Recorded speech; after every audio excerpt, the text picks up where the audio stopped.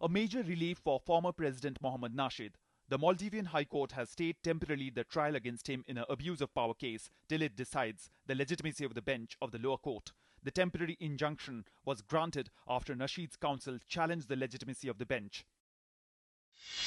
South Korean President Park Geun-hye said there would be strong and swift military response to any North Korean provocation without regard to political consequences. While North Korea's rubber-stamp parliament met at a time of soaring military tensions and a day after ruling party leaders vowed to enshrine Pyongyang's right to nuclear weapons in law.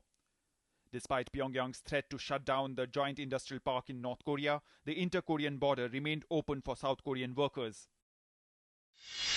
2 men from Shanghai have died after contracting the lesser-known H7N9 strain of avian influenza, while a third patient is in a critical condition. China's National Health and Family Planning Commission said there was no evidence of human-to-human transmission of this type of avian influenza strain, which is commonly known as bird flu. The patients showed initial symptoms of fever and cough, which developed into severe pneumonia and difficult breathing in later stages. In Syria, the government has alleged that the rebel groups have set on fire 3 oil wells in the east of the country under siege by the rebels. The regime and the opposition groups have blamed each other for the killing of 11 people in Homs. Despite spring approaching, snow once again hit the capital city of Shenyang in northeast China's Liaoning province, disrupting road communication. The snow melted upon touching the ground, making the streets and roads muddy and slippery and caused trouble for people traveling.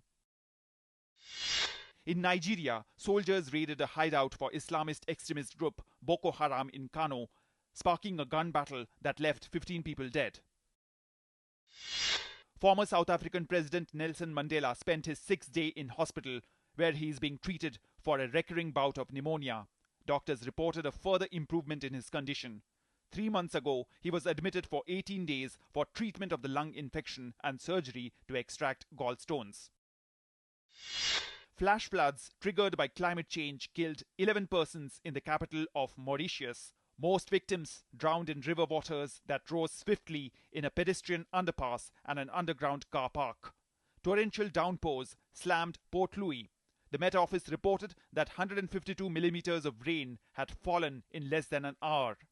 It warned that there could be more such storms.